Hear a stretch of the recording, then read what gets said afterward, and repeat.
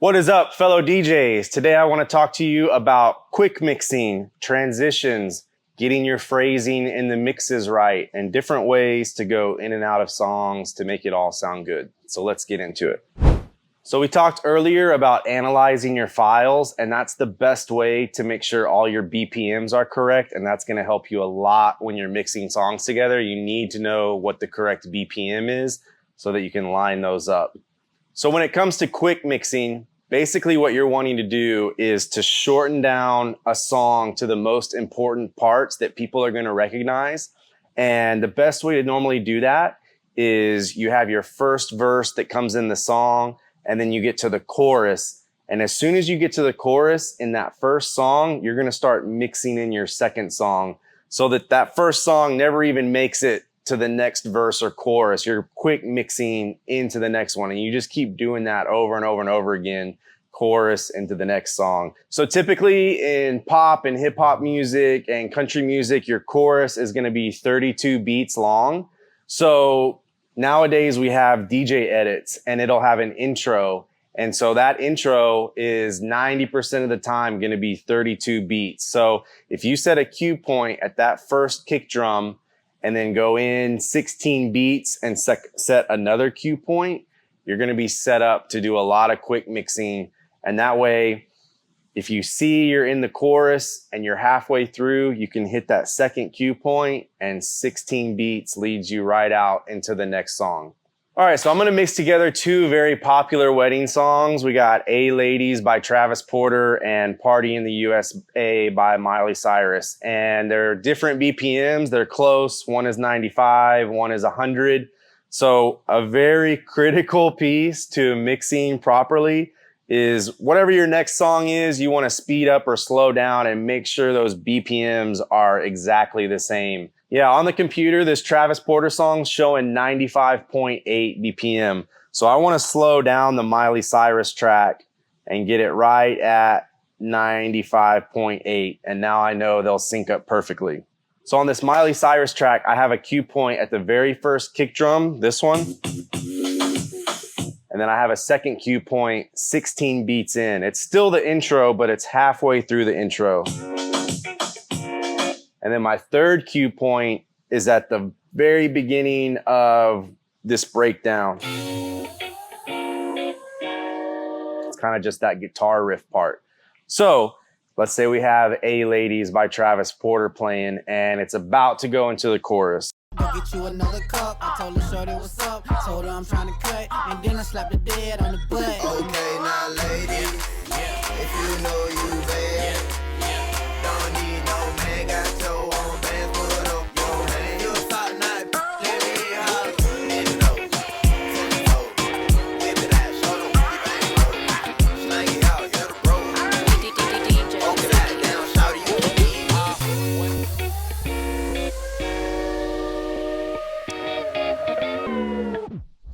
And you'll notice on that one, halfway through the chorus, I switched the bass knob. So I cut the bass out of the Travis Porter song, and I brought the bass up of the Miley Cyrus. So that kind of transitions into the next one halfway through the chorus. I kind of figure that y'all know how to beat match and mix, and quick mixing, you got to kind of just practice it and get used to it. I've noticed a lot of times at weddings, especially, if I do too much quick mixing, people kind of get lost and it throws people off and they'll leave the dance floor. So sometimes you got to push the brake a little bit on the quick mixing and kind of just go with the vibe of the crowd. So one thing I want to talk about now is different transition techniques where you're going from one song to another and it's not beat matching, whereas you might be using an effect or a backspin or a power down, different stuff like that. So the first one, let's say you're mixing a song. We'll do the same thing and do "Party in the USA," and you want to ramp it up and go into something that's like 128 BPM, maybe some house. We'll go into "I Got a Feeling" by Black Eyed Peas. So the first way I want to show y'all is doing a power down. And you'll notice here on the Rev 7, we have a stop time knob that you can adjust. And that's going to adjust how fast the stop of the record is. And it also is available if you go to your settings gear icon on Serato. If you're not using a Rev 7 that has this knob, there'll be a little icon right here that says stop time, and you can adjust that the same way. And I'll normally run it up about 1 o'clock on there, and that is a good power down speed. So I'll show you what that sounds like.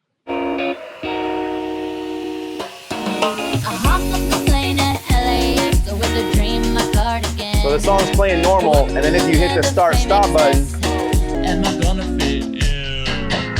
you get that power down effect. And one thing that I'll pair with that quite a bit is using a reverb. So we got your song playing.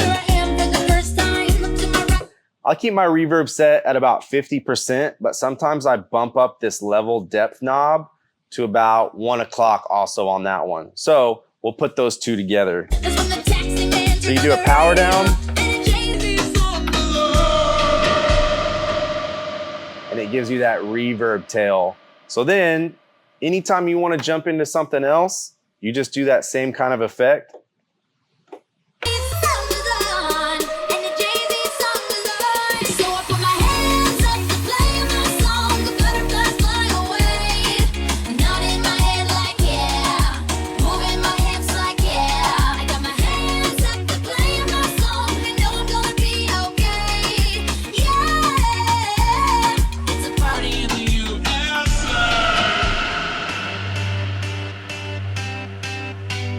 Something like that to get into the next song.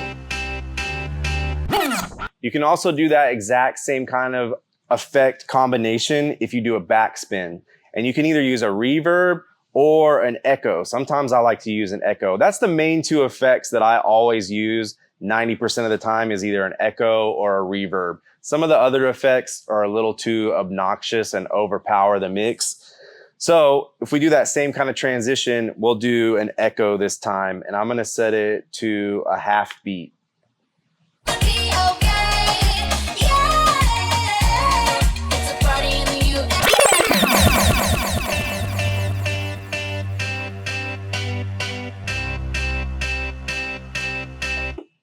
So that's a backspin with an echo into the next song. One of the transition effects that I use all the time is filtering up on the song that you're mixing into, and then use a reverb on that same song and fade it out, and then it goes into the next song. So I'm gonna show you how that goes. We're gonna mix Usher Yeah into Staying Alive by the Bee Gees. Yeah, yeah. Okay. Usher. Decided to cheat. Conversation got heavy. She had me feeling like she's ready to blow. She said, "Come get me, come get me." So I got up and followed her to the floor. She said, "Baby, let's go." When I told her, I said, "Yeah, Tony got down, said, come and get me." I get so caught up that she told me.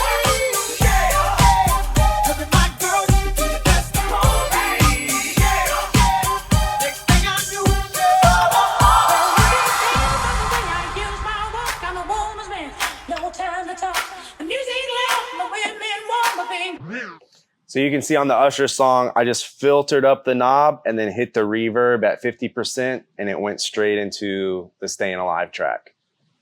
I like that edit, the start like that. Yeah, that's Scooter. It's called an epic intro, and it drops like just straight into the vocals. I use that one all the time. So one thing you can do to spice up your mix a little bit, instead of using the cue points every time on your mixer to tap in on the downbeat and hit the 1, you can do a baby scratch on the actual record and drop it on the 1. I'm gonna show you how that works. So what I like to do is drop it on the 1 and immediately cut the low end on the track that's playing. So you're just getting the kick drum and all the sub bass frequencies from the next song. So we're gonna have Usher again going to Staying Alive. Come get me, come get me. So I got up and followed her to the floor. She said, "Baby, let's go." When I told her, I said, "Tony got down, said, come and get me." I get so caught up that she told me. Look at my girl, you do the best of all me. Next thing I knew, all no time to talk. The music loud. So that was the same kind of transition. You do a baby scratch to drop it on the one right when the chorus hits. And then at the end of the Usher chorus, I did a little bit of a filter up and then hit the echo, a 1-beat echo out into the next song.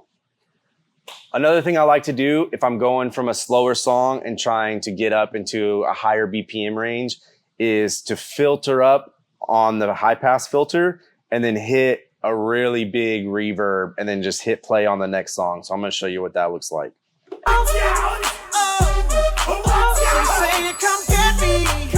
So I got up and followed her to the floor. She said, baby, let's go. When I told her, I said, yeah. Shawty got down, she said, come and get me. I got so caught up because she told me, you be my girl, you be the best of all me. Next thing I knew,